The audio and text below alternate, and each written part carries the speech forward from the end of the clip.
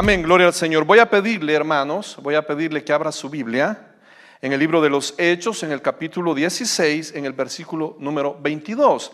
Hechos, capítulo 16, versículo número 22.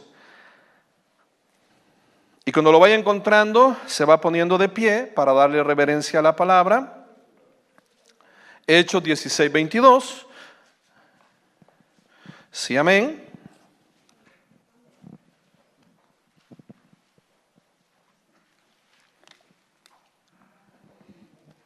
Hechos 16, 22. Y yo he titulado el mensaje: ¿qué pretende esta tribulación? ¿Qué pretende? ¿Qué pretende tu tribulación? ¿Qué pretende esta tribulación? Hechos 16, versículo número 22, dice así, al 24. Y se agolpó el pueblo contra ellos. ¿Sí? Amén. ¿Me siguen? Y los magistrados, rasgándoles las ropas, ordenaron azotarles con varas. Todos juntos. Después de haberles azotado, dice, mucho, los echaron en la cárcel, mandando al carcelero que lo guardase con seguridad, el cual, recibido este mandato, los metió en el calabozo de más adentro y les aseguró los pies en el cepo. Amén. Señor, esta noche nos encomendamos a tu persona. Te pedimos, Señor, que vayas tú delante de lo que se va a predicar. Te suplico, Señor, que ponga guarda en mis labios, que tu palabra pueda edificar, que tu palabra pueda alimentar a tu rebaño, Señor. Que siempre la gloria sea tuya, porque solo tú la mereces. Y que esta noche, Señor, vayamos llenos de tu presencia de nuevo a nuestras casas. Porque es en el nombre, sobre todo nombre, es en el nombre de Cristo Jesús que te oramos. Y el pueblo de Dios dice: amén y amén. Puede sentarse, mi hermano. ¿Qué pretende esta tribulación? ¿Qué pretende este problema? ¿Qué pretende lo que está atravesando? El pasaje que acabamos de leer, mis hermanos, es uno de los más conocidos. ¿Amén? ¿Sí, amén? Es uno de los más conocidos, es uno de los más predicados, pero a la vez es uno de los más poderosos, diga conmigo, poderosos de la Biblia. Poderosos. Porque en él se enmarca, en él se encuentra lo que son las tribulaciones en la vida del creyente. Cómo el creyente, mi hermano, se enfrenta a las tribulaciones, cómo el creyente se enfrenta a la persecución, a la adversidad, cómo el creyente, mi hermano, se enfrenta a los problemas y cómo el Señor nos da la victoria. ¿Sí, amén? Y esta noche el Señor quiere enseñarnos cuáles son las pretensiones de lo que usted está atravesando. Y cuando hablamos de pretensión, usted me imagino que sabe de lo que estoy hablando. Cuando hablamos de pretender, ¿quién me ayuda? ¿Qué es pretender, hermanos? Ayúdeme. Querer hacer. Pretensión, pretender, pretensión. Pretensión es aspirar. Es intentar hacer algo. Dice, la anda pretendiendo. ¿Sí, amén? Para que hablemos más claro. Anda aspirando a robarle su corazón. No voy a preguntar cuántos pretendientes tienen aquí las solteras. Para juzgar siendo tan bonitas, me imagino. No, dicen. pretender. Cuando usted va a un trabajo y le dicen, ¿cuáles son sus pretensiones salariales? ¿Se ha fijado? Tal vez no en esas palabras, pero le dice, ¿cuánto querés ganar la hora? Le dice. ¿A cuánto aspirás a ganar? Y esa tribulación que está atravesando tiene algunas pretensiones en nuestra vida, aspira a hacer algo en nuestra vida. Y de eso quiere hablarnos el Señor esta noche. Así que vamos y entremos en materia. En primer lugar, hermano, ¿qué pretende esa tribulación? Oiga esto, pretende detener, parar su proceso.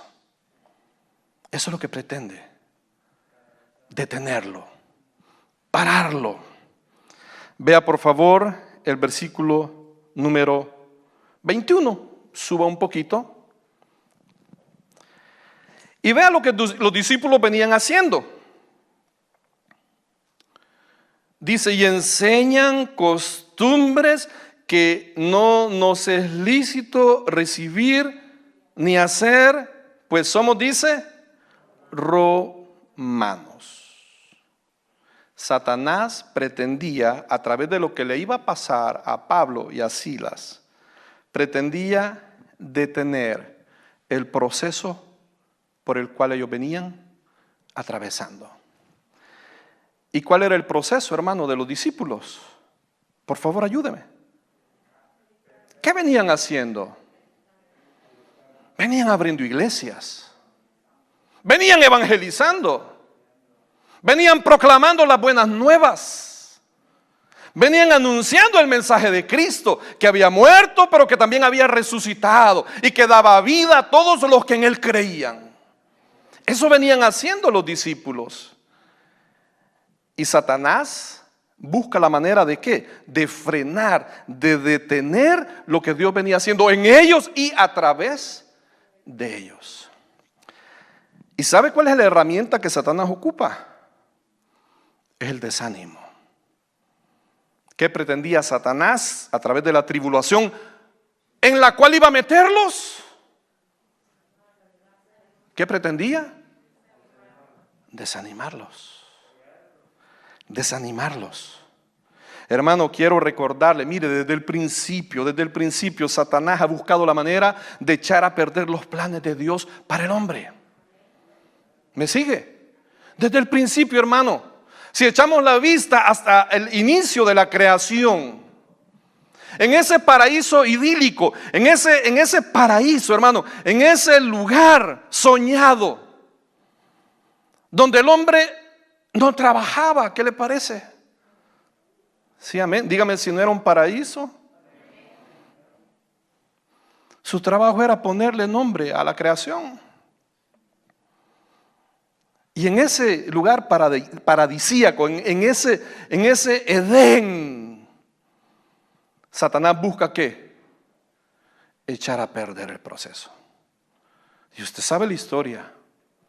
Seduce a Eva con medias verdades, la lleva al punto de ¿qué? De comer del fruto prohibido y hacer caer la creación. El propósito de Satanás es, o la pretensión de Satanás, del enemigo es, oiga esto, desanimarlo para interrumpir su proceso. Si hablamos, hermanos, de la vida de Pablo, usted ha oído hablar de Pablo, amén. Hermano, Pablo era un tremendo hombre, celoso, judío, fariseo de fariseos, un hombre bien preparado teológicamente, un hombre celoso de su religión. Un hombre, hermano, que no escatimaba ir y sacar de los escondites a los cristianos y entregarlos a la muerte. Un hombre celoso del judaísmo. Un hombre que se placía, un hombre, hermano, que está viendo cómo están martirizando a Esteban, cómo están matándolo a pedradas, cómo están lapidándolo, y él, hermano, está observando contento de ver cómo esos enemigos del judaísmo ver cómo esos enemigos de la religión que él profesaba estaban siendo asesinados para detener su crecimiento. Pablo era perseguidor de la iglesia, hermanos. Si usted ve en cuanto a la ley, celoso, fariseo de fariseo, decía. Y sin embargo, mi hermano, cuando el poder de Dios, sin embargo, cuando la misericordia de Dios llega al corazón del hombre, no importa el asesino, no importa el adúltero, no importa el perdido, no importa el contrabandista, no importa, mi hermano, el mentiroso, no importa la mujer más fácil, cuando la gracia de Dios llega al pecador, el pecador, hermano, se convierte, nace de nuevo. Es nueva criatura. Y eso es lo que había pasado ¿con quién? Con Pablo. Pablo, de perseguidor de la iglesia, había pasado a ser perseguido. ¿Qué quería Satanás, hermanos? Pretendía detener el proceso. Quería frenarlo. Quería estancarlo. ¿Qué había pasado, hermano? Y usted sigue leyendo en el versículo número 22. Dice que el pueblo se agolpó contra ellos. Y aquí había, hermanos, gente de todo rango. Habían magistrados, es decir, personas de eminencia, personas de autoridad. Habían magistrados, dice, rasgándole las ropas, dejándolos prácticamente en la túnica de abajo. Como que usted lo dejaran en ropa interior. Lo dejan en túnica y luego dice que ordenan azotarles con varas, golpearlos, dañarlos. Y luego dice que después de haberles azotado, dice mucho, los echan en la cárcel, mandando al carcelero que lo guardase, dice, con seguridad. Estos hombres, hermanos, habían sido golpeados, torturados, habían sido encarcelados. ¿Con qué propósito? Desanimarlos. ¿Me está siguiendo? Desanimarlos a que desistieran. Diga conmigo, desistir. Desistir. Con el propósito que renunciaran. De seguir adelante con el propósito que Dios tenía para sus vidas. Cuando llega la tribulación a su vida, ¿qué pretende Satanás, hermano? Pretende desanimarlo, bajarle los ánimos. Yo le pregunto, hermano, ¿cuántos creyentes están desanimados en esta hora por todo lo que pasa? ¿Cuántos? Y se han desanimado, hermano, al punto de querer de ni siquiera querer estar en la iglesia. Y no hablo de celebración, hablo de la iglesia en general. Todo lo que ha pasado. ¿Cuántas personas, mi hermano, han perdido sus empleos, han perdido sus negocios? ¿Cuántas personas, mi hermano, siendo creyentes, han perdido familiares? Han perdido la vida normal que llevaban. Y todo esto los ha llevado, todo esto los ha conducido, todo esto los ha arrinconado. ¿A qué punto? Al punto de que desistan, renuncien a la fe que profesaban.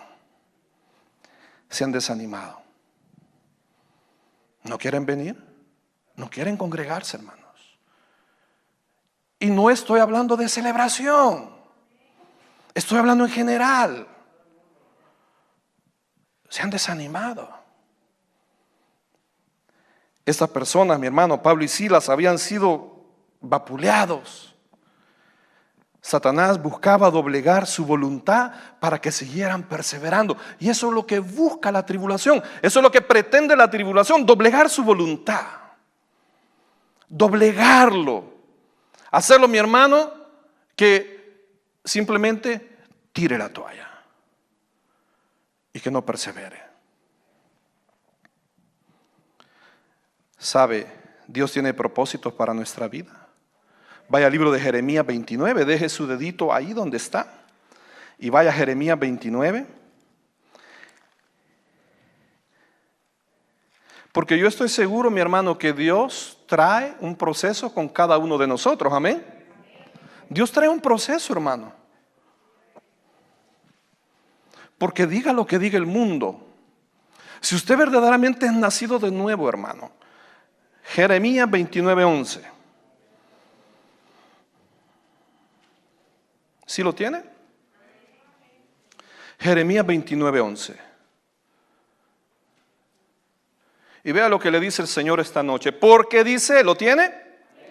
Porque yo sé, dice el Señor, los pensamientos que tengo acerca de vosotros. Dice el pastor, dice Jehová, ¿qué dice? Pensamientos de paz y no de mal, para daros el fin que esperáis. Y yo quiero recordarle algo esta noche, mi hermano. Si usted verdaderamente ha nacido de nuevo, si usted verdaderamente, mi hermano, ha abierto su corazón y le ha entregado su vida a Cristo, yo estoy plenamente seguro, su vida no es igual que antes. Su vida es diferente. Ve las cosas de manera distinta. Tiene nuevos deseos. Tiene nuevos anhelos, mi hermano. Sí hay luchas, hermano, indiscutiblemente que hay luchas. Indiscutiblemente, hermano, que seguimos habitando en la carne. Indiscutiblemente que estamos viciados conforme a los deseos engañosos del mundo. Indudablemente, hermano. Sería mentira decir que esta carne ya la dominamos y es una lucha diaria. ¿Cuántos hermanos en estos 20 días de ayuno fue una lucha encarnizada? Si la tripa, la panza les pedía comida, hermanos. A las 11 de la mañana usted tenía un concierto en su estómago. Ese café, mi hermano, mañanero, ya a la 1 de la tarde, hermano, todos los compañeros sacando el lunch, y usted como pollo comprado en una esquina haciéndose el de los panes, haciéndose el diferente por no comer. Es una lucha, hermano, ¿o no? Es una lucha diaria, encarnizada. Sería mentir decir que dominamos la carne. Si Pablo decía, golpeo este cuerpo y lo pongo en servidumbre, porque si yo me descuido de la carne, mi hermano, regreso al mundo. Regreso a hacer las cosas que no son ni del agrado de Dios, ni de mi bienestar. Sin embargo, yo puedo decirle algo, y estoy plenamente seguro. Si usted verdaderamente le abrió el corazón a Jesús, si no ha sido una profesión de fe, no ha sido del diente al labio, si verdaderamente usted ha abierto su corazón y ha recibido a Cristo y lo ha aceptado como su Señor, y está plenamente convencido que es templo y morada del Espíritu Santo, hermano, usted va en un proceso continuo de cambio, ¿o no? Vamos en un proceso. ¿Y Satanás qué pretende? Detener ese proceso. Le voy a preguntar algo, hermano. ¿Cuántos el 2022 era el año en que iban a servirle al Señor? ¿Hola? Y usted se había propuesto, hermano. Usted, una de sus metas para este nuevo año era involucrarse. Muchos estaban pensando inclusive subir al altar para cantar. Y todo lo que ha venido a pasar, ¿qué ha ocurrido? Le ha estancado. ¿Sí? ¿Cuántos se habían propuesto llevar una mayordomía? Dijeron, no, este 2022 voy a probar al Señor. Y no le estoy pidiendo dinero, solo le estoy ilustrando. ¿Y qué pasó? No, hombre, si las embajadoras le han cortado días, salieron otros gastos, y todo el deseo, todo el impulso, toda la intención que tenía de ser mayordomo del Señor, ¿qué pasó? Se vino al traste. Dígame si no se ha estancado el proceso. ¿Y qué pretendía Satanás por medio de esto, hermanos? Pretendía detener lo que Dios estaba haciendo en ellos y a través de ellos. Por eso, hermano, regresando, los habían golpeado, los habían maltratado, los habían desnudado, los habían encarcelado, les habían puesto seguridad, les habían puesto en el cepo. Y Satanás pretendía que desanimarlos. Si usted ve todo el libro de los Hechos, hermano, más atrás, usted ve a Pedro encarcelado. ¿Precisamente para qué? Para callarlo. Si usted retrocede más, Pedro y Juan son llevados al concilio. ¿Con la intención de qué? Con la intención de frenarlos. Y al no encontrar más nada legal que hacer con ellos, los sueltan. ¿Ve cómo Dios o Satanás pretende qué? Pararlo. Número 1, esa tribulación pretende detener su proceso. Número 1. Número 2, esa tribulación pretende silenciar tu alabanza. ¿Qué pretende Satanás? Silenciar su alabanza. Oiga esto, hermano. Pablo y Silas podían tener su carne atribulada, pero su espíritu se mantenía libre para alabar.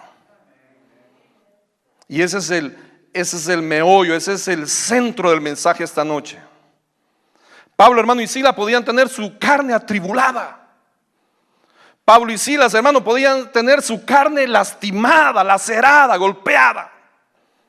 Pablo y Silas podían haber sido privados, diga conmigo, privados de su libertad, encarcelados, hermano. Podían haber sido encarcelados y puestos con seguridad en el calabozo de más adentro, atados, sujetados a un cepo. Sin embargo, su espíritu seguía manteniendo, ¿qué, iglesia? La libertad. Vea por favor el versículo número 25. Dice que, pero a medianoche, orando, Pablo y Silas cantaban, dice, himnos para Dios. No importaba el dolor de sus cuerpos, no importaban los maltratos que habían recibido. ¿Sabe qué no faltaba en sus labios? Un cántico de alabanza.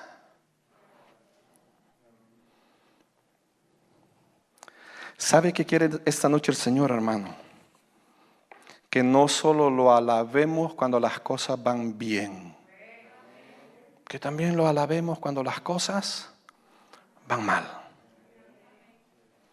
Yo tenía un amigo en El Salvador, se llamaba Wilber Calderón. Y con Wilber trabajábamos evangelizando los hospitales. Y prácticamente era mi Timoteo, digámoslo así. Era la persona cercana que me colaboraba. Al punto que cuando el ministerio se ensanchó, se hizo más grande, más hospitales abrieron las puertas para visitarlos. Wilber se quedó a cargo del hospital médico quirúrgico del Seguro Social allá en El Salvador, en San Salvador. Y hermano, Wilber era un joven, apuesto, 20 y pico de años, soltero, licenciado en administración de empresas de la UCA. Quienes son de El Salvador saben lo que estoy hablando. Una de las mejores universidades privadas de El Salvador. Él era licenciado en administración de empresas. Trabajaba para una compañía que se llama Oxgasa, que son las que venden los tubos de oxígeno. Tenía un puesto gerencial en su empresa. Y cuando hubo el movimiento de hospitales, Wheeler pasó a ser el encargado del hospital médico quirúrgico. El detalle fue que en el camino, lamentablemente, le diagnosticaron insuficiencia renal.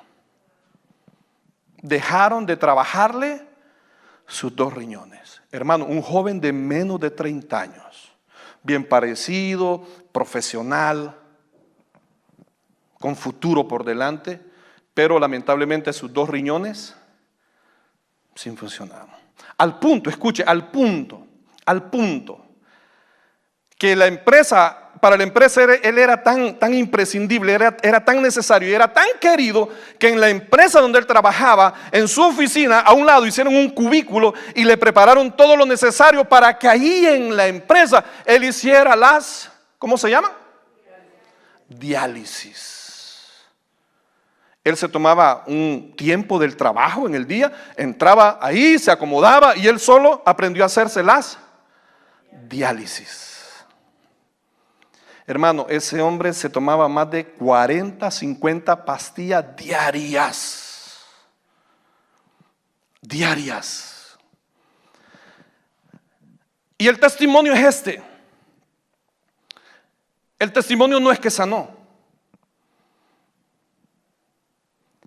Luego de ser director del Hospital Médico Quirúrgico, entró al seminario a estudiar, se graduó y lo mandaron a pastorear la iglesia en Cojutepeque, allá en Cuscatlán, en El Salvador. El testimonio no es que se sanó, hermanos. Al final pasó a la presencia de Dios. ¿Sabe cuál es el testimonio, hermano? Que en medio de su enfermedad, en medio de su dolor, hermanos, en medio de su quebranto de salud, en medio de la 1 o 2 o 3 diálisis diarias que tenía que hacerse, en medio de esa enorme cantidad de pastillas que se tomaba, nunca perdió el gozo por el Señor. Siempre estuvo contento, siempre estuvo alegre, siempre mi hermano estuvo al frente, siempre mi hermano estuvo dispuesto a servir, siempre mi hermano dio un buen testimonio para la gloria de Dios. Ese es el testimonio. Que muchos, cuando lo mirábamos y sentíamos un reuma, al ver la enfermedad de él nos animábamos y decíamos: ¿cómo es posible que Wilber, con todo lo que está pasando, esté con la mejor actitud y yo con un medio dolor? Ahí ando renqueando, queriendo tirar la toalla. ¿Y qué pretende Satanás, hermano? Pretende silenciar su alabanza. ¿Me sigue? Quiero decirle, hermano, la alabanza con Dios, la alabanza a Dios no tiene nada que ver con la música. No tiene nada que ver con la música. Indiscutiblemente prepara el corazón, indiscutiblemente, hermanos, ablanda nuestro corazón, indiscutiblemente, hermanos, le decimos cosas bellas al Señor a través de la alabanza con la música, pero la alabanza en sí, en su esencia, la alabanza en su significado profundo, no tiene nada que ver con la música. Tiene que ver con la actitud, tiene que ver con la gratitud que sale de lo más profundo de nuestro corazón. Eso es la alabanza. Alabar viene del hebreo, oiga esto, lealel. Lealel es en el hebreo, alabanza. Y su significado al castellano es celebrar, glorificar, dar gracias. Significa, hermano, que cuando apremia el problema, cuando aprieta el zapato, cuando ya se tomó 2 pastillas y el dolor no cesa, cuando ya tocó cantidad de puertas y no se abrió un hermano, no hay trabajo, cuando usted ha puesto todo de su parte en la casa, usted se ha esmerado, usted se ha esforzado, usted ha cedido y las cosas no cambian, al contrario, empeoran. Alabar a Dios es darle gracias, aún en medio de esa prueba. ¿Me sigue? ¿Sí, amén? Alabar es dar gracias, hermano. Las circunstancias no deben interferir en nuestra devoción y alabanza con Dios. No debe interferir. Por eso dice en el versículo número 25, que a pesar de todo lo que estaban pasando, hermanos, a pesar de todo lo que habían sufrido, a pesar de todo lo que les había pasado, sin embargo, a medianoche, ambos oraban y cantaban a Dios. Quiero decirle algo, hermano. Habían sido flagelados. Que va, que fuera ahora, hermano. Si usted la tiene y yo la tenemos, hermano, pero bien fácil. No sufrimos persecución acá. Tenemos libertad de culto, hermano. Tenemos libertad de reunirnos y congregarnos, no tenemos que escondernos. Ellos habían sido golpeados al punto que sus espaldas estaban abiertas por las heridas. Los romanos tenían una ley, 40 menos 1. Significaba que una persona que era flagelada, una persona que era azotada, podía recibir solo 39 azotes. Porque en el 40, y si sobrevivía, era dejado libre. Claro, ellos sabían que nadie llegaba a los 40. Y si llegaba a los 40, hermano, quedaba dañadísimo de su espalda. Entonces ellos decían 40 menos 1. El centurión, el romano que estaba a cargo de la flagelación, que estaba a cargo del azote, que estaba a cargo de golpear, hermano, me imagino que no era un ceclillo. Era una persona fornida, curtido, ya sin dolor, sin remordimiento. Y cuando llegaba al azote 39, ahí se quedaba. Porque sabía que si le daba uno más y sobrevivía, había que dejarlo en libertad. La espalda de ellos estaba flagelada, estaba abierta. Sus heridas estaban punzantes, estaban supurando, hermano, sangre. Y oiga esto, cuando los sientan en el cepo y les ponen sus pies y sus manos en el cepo, están obligándolos a que para estar en el cepo sujetos, su espalda se arquee. ¿Me está siguiendo?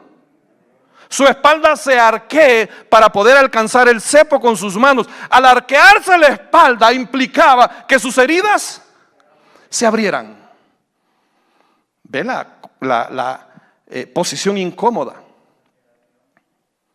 Con esa espalda arqueada, con sus manos y pies en el cepo, en la cadena, con esas heridas abiertas, supurando sangre, supurando sudor. Imagínense el sudor cayendo en las heridas, ardiendo. Y sin embargo, a la medianoche oraban y cantaban.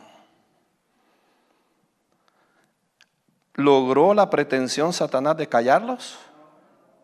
Seguían alabando al Señor. ¿Sí, amén? La alabanza, mi hermano, tiene un poder, tiene un tremendo poder, traspasa los límites naturales. La alabanza traspasa los límites naturales, hermano. ¿Y lo lleva a dónde? Lo lleva a lo sobrenatural. Y algunos dicen que la palabra sobrenatural no aparece en la Biblia, y es cierto. Pero nos referimos a lo sobrenatural en el sentido que está sobre las cosas naturales. Está sobre lo inexplicable. Está sobre lo que no es razonable, sobre lo que no es lógico. Está, hermano, sobre lo que no tiene explicación racional. La alabanza tiene un poder, el poder de agradecer, el ser agradecido, es el no perder el gozo, el no perder, hermano, la actitud.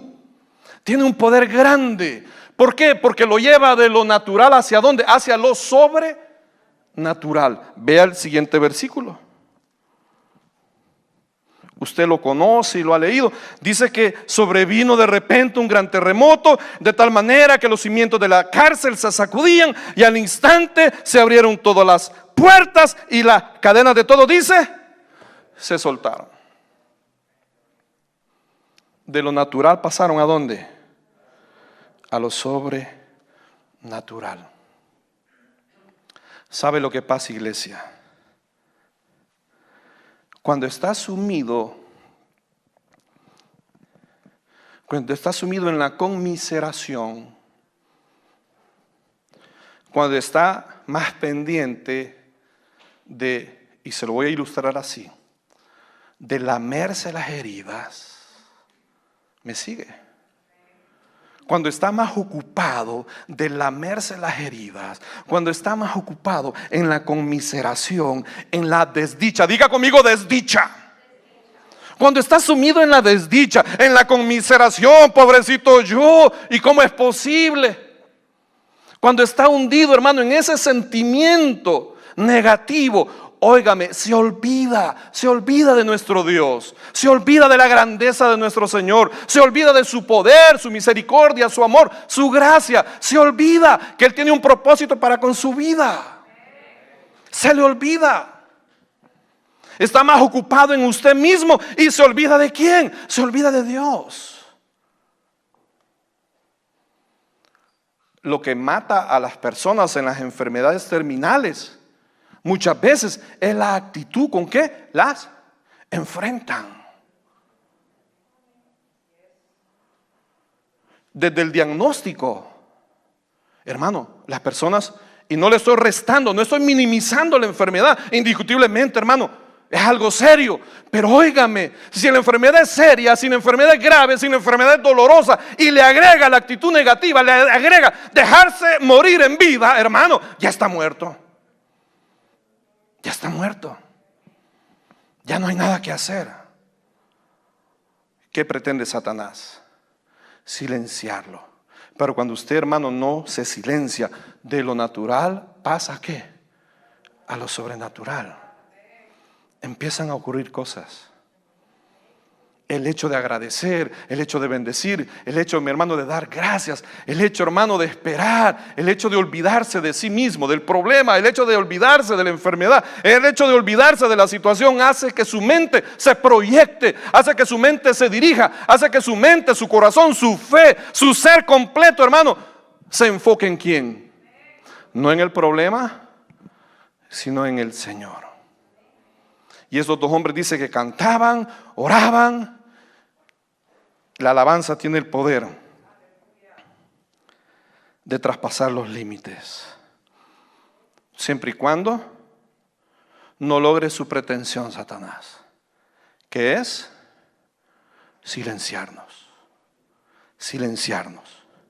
Y número 3, para terminar, la tercera pretensión de la tribulación, oiga esto, es parar el evangelio. Parar el evangelio. Vea por favor el versículo número 27. Ve el versículo 27. ¿Qué dice?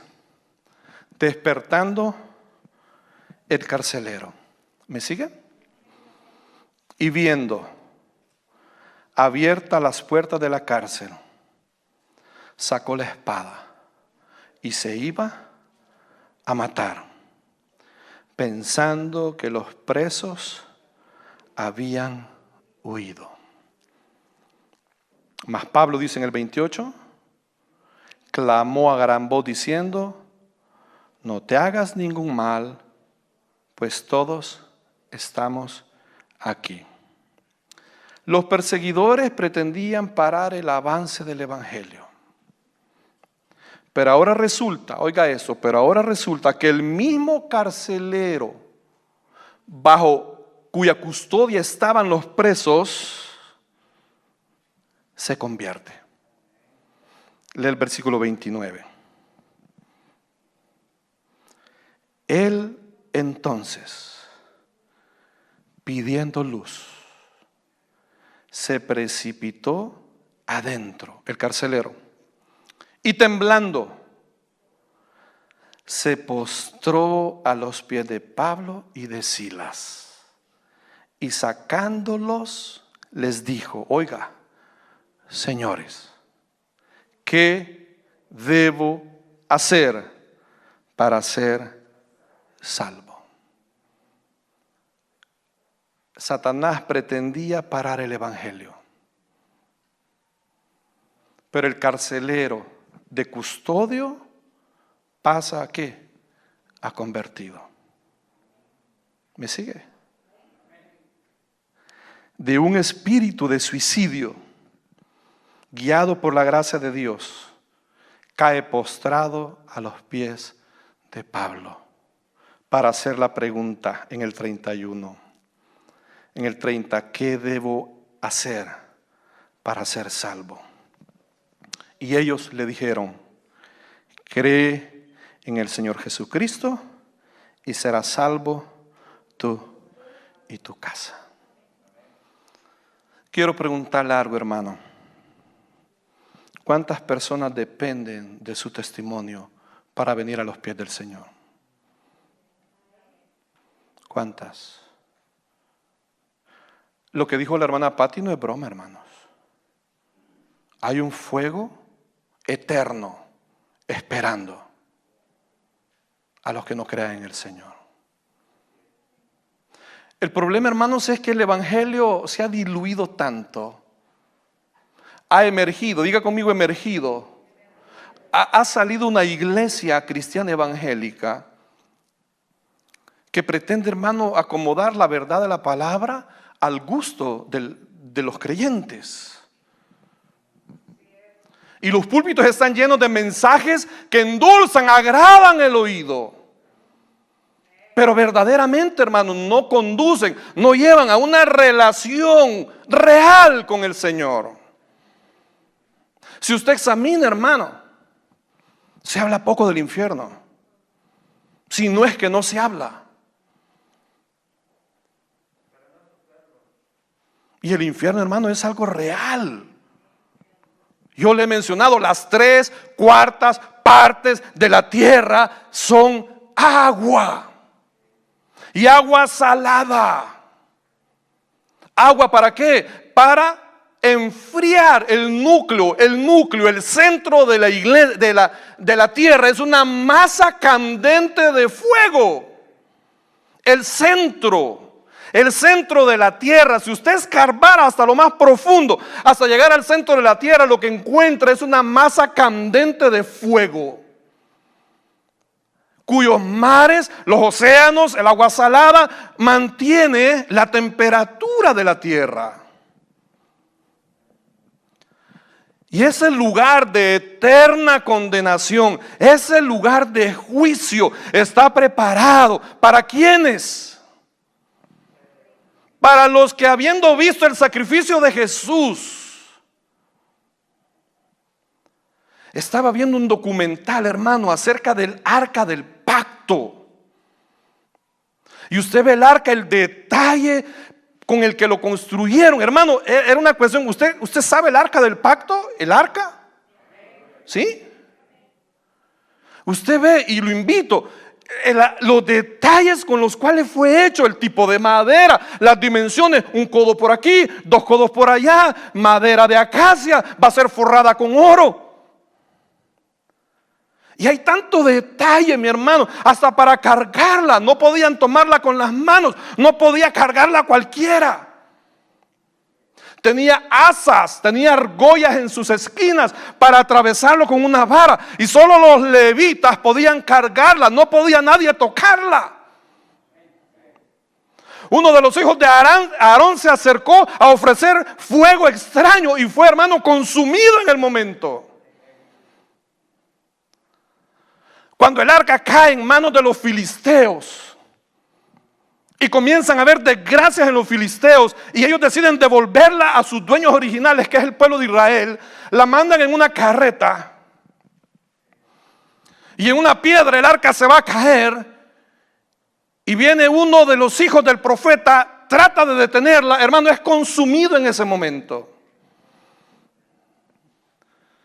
¿A dónde lo quiero llevar? Tanto detalle en el arca para moverla, para hacerla, para ocuparla, que Cristo vino a hacer la sustitución de todo eso.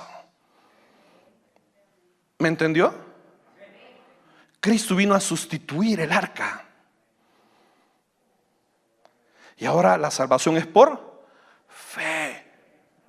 El que cree en el Hijo tiene vida eterna. Pero el que rehúsa creer en el Hijo no verá la vida, sino que la ira de Dios está sobre él. Porque de tal manera amó Dios al mundo que ha dado a su Hijo unigénito para que todo aquel que en él cree no se pierda, mas tenga vida eterna. Y el infierno es un lugar real, hermanos. Entonces, recapitulando, volviendo al punto donde estábamos, yo le pregunto esta noche: ¿cuántas personas se van a ver afectados si Satanás logra sus pretensiones?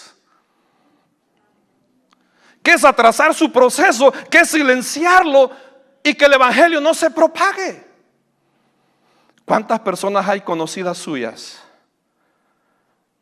que dependen de su testimonio para venir a los pies de Jesús? ¿Cuántas? Si usted no les testifica, si no ven su ejemplo, si no son parte de su influencia, hermano, van a morir sin Cristo, condenadas a un juicio eterno por los siglos de los siglos. ¿Y qué pasó? Satanás pretendía que el evangelio, hermano, se detuviera, pero más no sabía que Pablo y Silas no solo no se callaron, sino que también evangelizaron. ¿Y qué les dice el hombre? ¿Qué debo hacer para ser salvo? Y le dicen ellos en el 31: cree en el Señor Jesús y serás salvo tú y tu casa.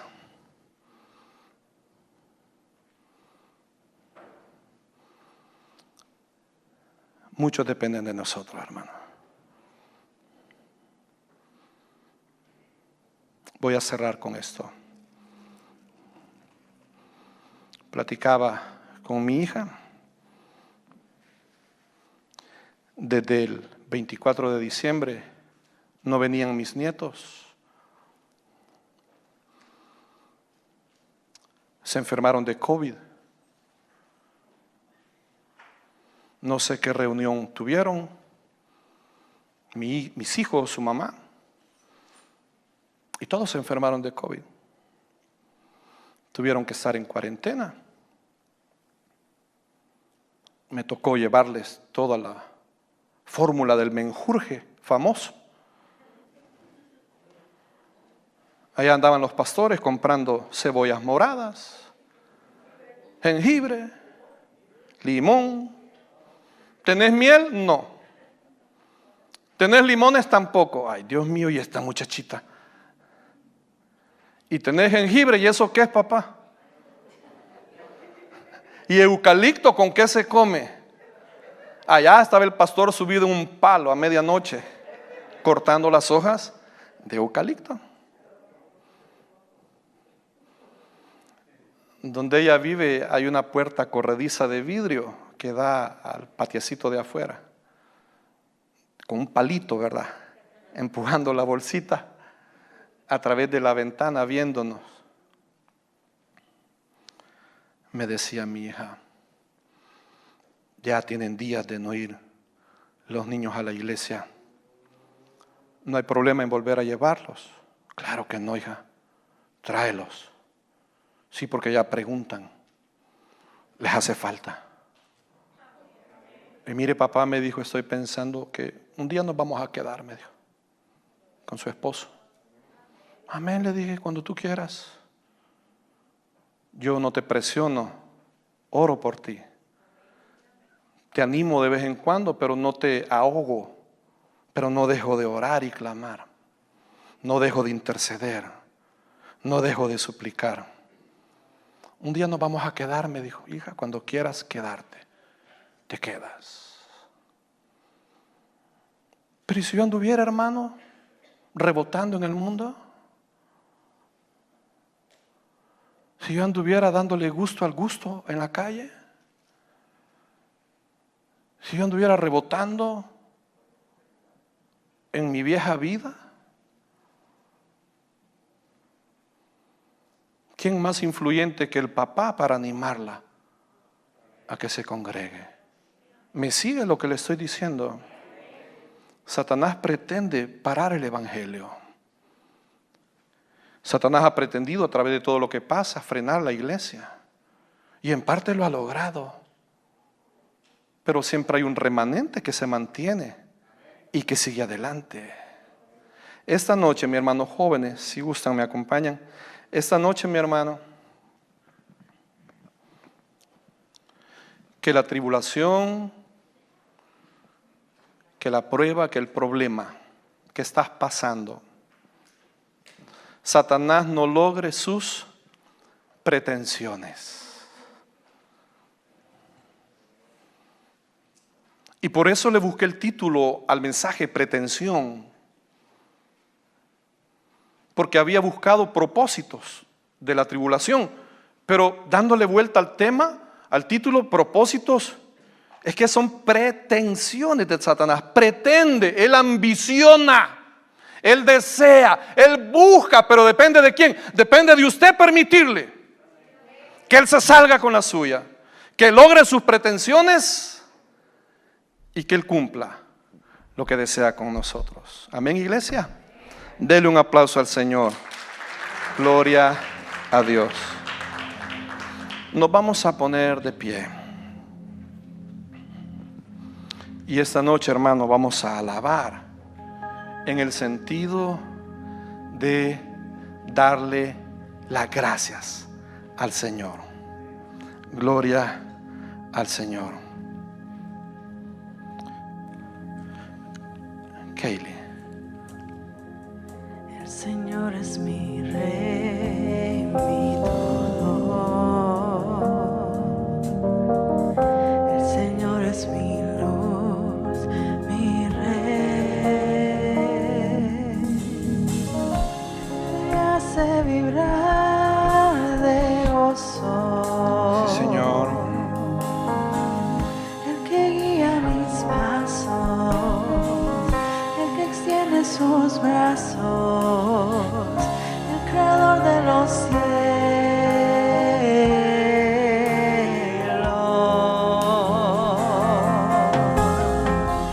El Señor es mi rey, mi todo.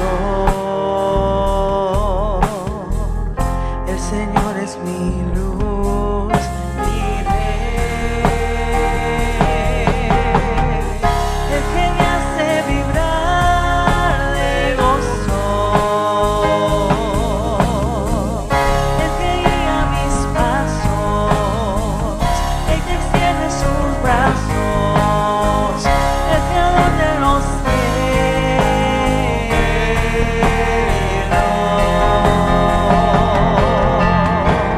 el que guía mis pasos, el que extiende sus brazos, el creador de los cielos.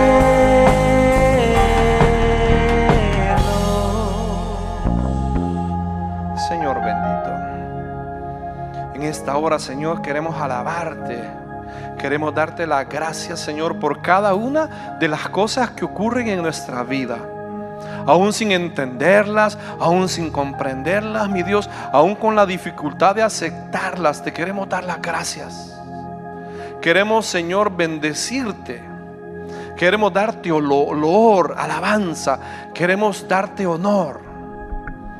Queremos, Señor, bendecir tu nombre, exaltar tu persona, aún en medio de la necesidad, en medio de la escasez, en medio, mi Dios, del desempleo, en medio de la enfermedad, en medio de la prueba, en medio, mi Dios, de ese problema familiar que estamos atravesando, que no se ve que se arregle, que no se ve que mejore, que al contrario empeora. Queremos darte las gracias. Aún, Señor, en medio de la tribulación, gracias. Esta noche queremos olvidarnos de nosotros y queremos centrarnos en ti, mi Dios. Te alabamos en todo momento, exaltamos tu nombre en todo momento, porque, Señor, estamos seguros, nuestra boca no se va a silenciar de publicar alabanza. Porque, Señor, no vamos a darle el gusto a Satanás. No vamos, Señor, a cumplir sus pretensiones, permitiendo que lo que vienes haciendo con nosotros se detenga, que el proceso por el cual estamos pasando se detenga. Estamos convencidos que aquel que comenzó la obra va a terminarla en el nombre de Jesús.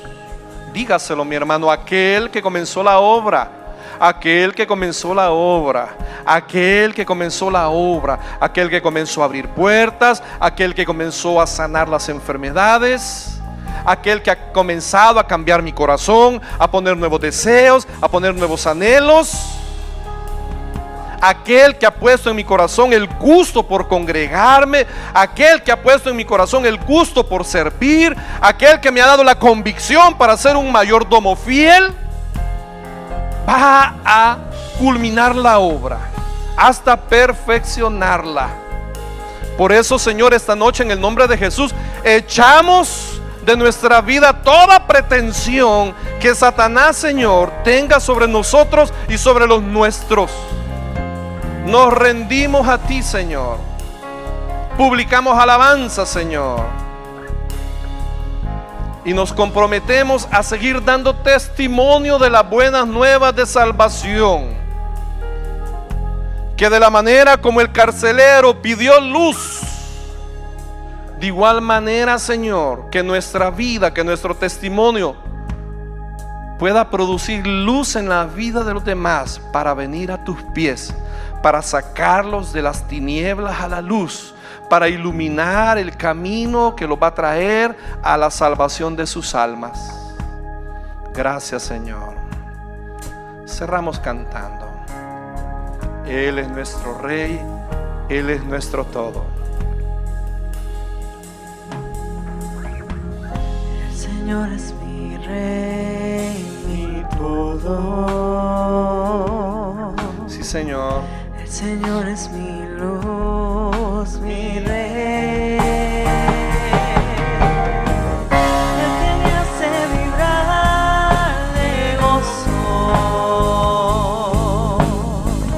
el que guía mis pasos, el que extiende sus brazos, el creador de los